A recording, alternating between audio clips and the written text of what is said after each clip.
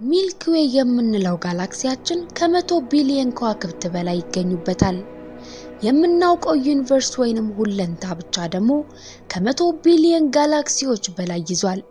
ይህ ብቻም ሳይሆን በአንድ ኮከብ ዙሪያ የሚሽከረከር ቢያንስ አንድ ፕላኔት አለ ብለን ብናስብ ከዛም በላይ ሊሆኑ ስለሚችሉ በአጠቃላይ በቁጥር የማንገልጻቸው እጅግ ብዙ ፕላኔቶች እኛ በምንገኝበት ዩኒቨርስ ውስጥ እንዳሉ እንረዳለን። ታዲያ ይህ ከሆነ ከነዛ ሁሉ ፕላኔቶች ውስጥ እኛ የምንኖርባት ፕላኔት እርዝ ብቻ ህይወት ያላቸውን ነገሮች እንደያዘች ማሰብ ከባድ ነው የሚሆነው። ስለዚህ ከነዛ በቁጥር ከማይገለጹ ብዙ ፕላኔቶች መካከል ህይወት ያላቸውን ነገሮች የያዙ ሌሎች ፕላኔቶች ይኖራሉ። ምናልባትም በጣም ግዙፋን የሆኑ ባለ ብሩህ አእምሮ ፍጥረታት ይኖሩ ይሆናል። ምናልባት ደግሞ እኛ የሰው ልጆች ከደረስንበት ስልጣኔ በላይ በብዙ የሰለጠኑ ፕላኔቶችም ሊኖሩ ይችላሉ። ስለዚህ የዘርፉ ተመራማሪዎች በዚህ ጉዳይ ላይ እርግጠኛ ለመሆን ከዓለማችን ውጪ ካለ ሌላ ቦታ የሆነ አይነት ምልክት ማግኘት ይኖርባቸዋል። እና በእርግጥም ከሌላ ፕላኔትና ከሌሎች ፍጥረታት ስለተላከልን የራዲዮ መልእክት ዛሬ ልነግራችሁ ነው። የተወደዳችሁ አድማጭ ተመልካቾቼ እናንተ ብቻ እስከ መሰናዶ ፍጻሜ ቆይታችሁን ከኔ ጋር አድርጉና በዚህ ጉዳይ ላይ እጅግ አስገራሚ የሆኑ መረጃዎችን ከሽኜ ወደ እናንተ ለማድረስ ዝግጅቴን ጨርሻለሁ። ለመጀመሪያ ጊዜ ከምድራችን ውጭ ያሉ ፍጥረታትን ፍለጋ ሲጀመር በ19ኛው ክፍለ ዘመን መጨረሻ በ20ኛው ክፍለ ዘመን ጅማሮ ላይ ነበር። ለዚህም ተነሳሽነትን የፈጠረው የራዲዮ ቴክኖሎጂ የበለጠ መዘመኑ ሲሆን በጊዜው ከነበሩ የፈጠራ ችሎታ ካላቸው ተመራማሪዎች መካከል ኒኮላ ቴስላ ከስፔስ የሚመጡ መልእክቶችን ለማዳመጥ የራሱን ምርምር ሲያደርግ ነበር። በዛ ዘመን የነበሩ ሳይንቲስቶች በአንጻራዊነት በጣም በቅርበት የምናገኛት ቀይዋ ፕላኔት ማርስ የሌሎች ፍጥረታት ስልጣኔ እንደሚኖርባት ያስባሉ። እንደ አውሮፓውያኑ አቆጣጠር በ1899 ዓ.ም ቴስላ ያልታወቀ እንግዳ ምልክት አገኘ። ከዛም በጊዜው የነበሩ ሳይንቲስቶች ሲግናሉ ከፕላኔት ማርስ እንደመጣ አሰቡና ጉዳዩ በጋዜጣዎች ላይ ትልቅ መነጋገሪያ ርዕስ ሆነ። ይሁን እንጂ ቴስላ ያደመጠው የራዲዮ ሲግናል ከማርስም ሆነ ከሌላ የሁለንታ ክፍል የመጣበትን አቅጣጫ እርግጠኛ መሆን ስላልተቻለ እንዲሁ ተዳፍኖ ቀረ። ከዓመታት ቆይታ በኋላ ፕላኔት ማርስ ወደ መሬታችን የበለጠ በምትቀርብበት ቀን በነሐሴ ወር በ21ኛው ቀን 1924 ዓ.ም አስትሮኖመሮች ወደ ምድር የሚመጡ ሲግናሎችን በተሻለ አቅም ለማዳመጥ እንዲችሉ ሀገር አቀፍ የራዲዮ ዝምታ ቀን በማለት ሁሉም የሀገሪቱ ነዋሪዎች ራዲዮናቸውን በየሰዓቱ ለ5 ደቂቃዎች ያህል እንዲዘጉ ተጠየቁ። ለዚህም ዓላማ የራዲዮ ሲግናል የመቀበል ከፍተኛ አቅም ያለው መሳሪያ 2 ማይሎች ያህል ከፍ ብሎ በአየር ላይ እንዲንሳፈፍ ተደረገ። ይሁን እንጂ ይሄ ዘዴያቸው ምንም አጓጊ የሆነ ሲግናል ለማግኘት ሳያስችላቸው ቀረ።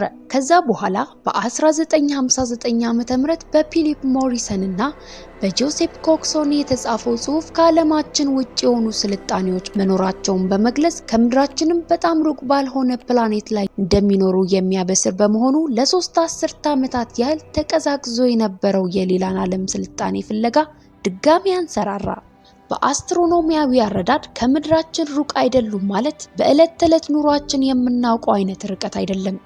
ከፀሐይ ፕላኔታሪ ሲስተም ስንወጣ በቅርባችን ከምናገኘው ሌላ ፕላኔታሪ ሲስተም ውስጥ ያሉ ፕላኔቶች እንደማለት ነው እንጂ።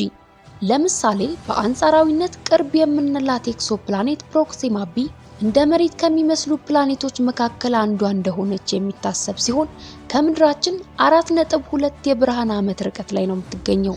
ነገሩን ግልጽ ለማድረግ የብርሃን ፍጥነት በአንድ ሰከንድ ውስጥ 300,000 ኪሎ ሜትሮችን መጓዝ የሚችል ሲሆን በዚህ ፍጥነት ቢጓዙ ቅርብ የምንላት ኤክሶ ፕላኔት ፕሮክሲማ ቢ ጋር ለመድረስ 4 ዓመት ከ2 ወር ይፈጅብናል እንደማለት ነው። እናም ከአንድ ዓመት በኋላ በ1960 ዓ.ም የጀመረው የሰለጠነው የሴቲ ኤክስፐሪመንት ተካሄደና ፕሮጀክት ኦዝማ በመባል ተሰየመ። ይህ ስያሜ የተሰጠው በሌይማን ፍራንክ ቦም ታዋቂ ልቦለድ ላይ ባለች የኦዝ ምድር ገዢ ልዕልት ኦዝማ ጋር ተያይዞ መሆኑ ይነገርለታል። ይህ እንዳለ ሆኖ ጥናታዊ ሙከራ በተካሄደበት ጊዜ የተጠቀሙበት የራዲዮ ቴሌስኮፕ 26 ሜትር ያህል የዲያሜትር ስፋት ያለው ሲሆን ታኦ ሴቲ እና ኤፕሲሎን ኢሪዳኒ የተባሉትን ኮከቦች መረመሩበት። ለምርጫቸው ምክንያት ደግሞ ሁለቱም ኮከቦች እንደ ፀሐይ ያሉ ከዋክብት በመሆናቸው ሕይወት ያላቸውን ፍጥረታት የያዙ ፕላኔቶች በዙሪያቸው ይኖራሉ ብለው ስላሰቡ ነበር። ይሁን እንጂ ያሰቡትን ፍንጭ ሰጪ የራዲዮ ሲግናል ሳያገኙ ቀሩ። ነገር ግን በ1977 ዓ.ም በነሐሴ ወር በ15ኛው ቀን ኦሂም ከተማ በሚገኝ ዩኒቨርሲቲ ውስጥ የሚሰራ ጄሪ አር ኤህማን የተባለ አስትሮኖመር የተመዘገበውን ዳታ ሲመለከት ጠንካራና ጠባብ የሆነ እንግዳ የራዲዮ ሲግናል አገኘ።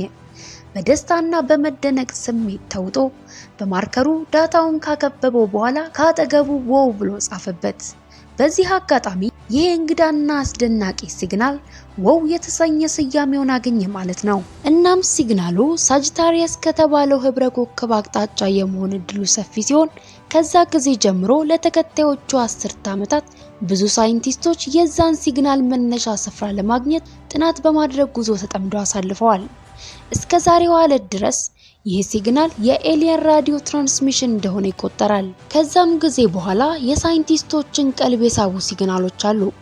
ይሁን እንጂ ከ1959 ዓ.ም ጀምሮ ከ66 ዓመታት ቆይታ በኋላም እንኳን ቢሆን የራዲዮ ሲግናሎችን ተመርኩዞ ከዓለማችን ውጭ ስላለ ሌላ ምድር ህይወትና ሌላ ስልጣኔ ስፍራ እርግጠኛ ሆኖ ለመመስከር የሚያስችል ማስረጃ አልተገኘም። ነገር ግን ዩኤፍኦ የምንላቸው ዲስክ የመሰሉ አንጸባራቂ በራሪ አካላት ከጥንት ጀምሮ ወደ ምድራችን እየመጡ በተደጋጋሚ መታየታቸው የሚታይና የቅርብ ማስረጃ ማረጋገጫ ሆኖ መቅረብ ይችላል።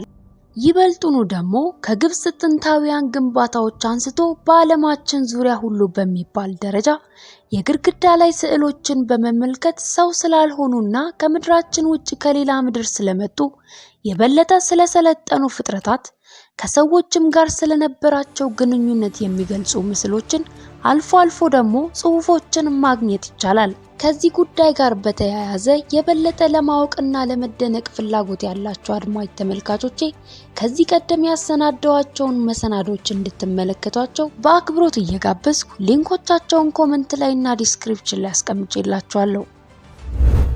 ከዛ በፊት ግን ከላይ ባየናቸው መረጃዎችና ሐሳቦች ላይ እንዲሁም ባላችሁ ዕውቀት ላይ በመመርኮዝ ስለ ኤሊየኖች መኖርና አለመኖር ምን ታስባላችሁ? ሐሳባችሁን እንዳውቅ ኮሜንት ላይ ጻፉልኝ። ይህን ቪዲዮ ላይክ በማድረግ አዲስ የሆናችሁ ደግሞ ሰብስክራይብ አድርጋችሁ የደወል ምልክቱን በማብራት በቀጣዩ ቪዲዮ እንድንገናኝ ካሁኑ ቀጠሮ እንያዝ። እስከ ፍጻሜው አብራችሁን ስለቆያችሁ ከልብ እያመሰገንኩ የዛሬ መሰናዶዬን በዚያ በቃው። ዳግም እስክንገናኝ ቸር ያቆየን።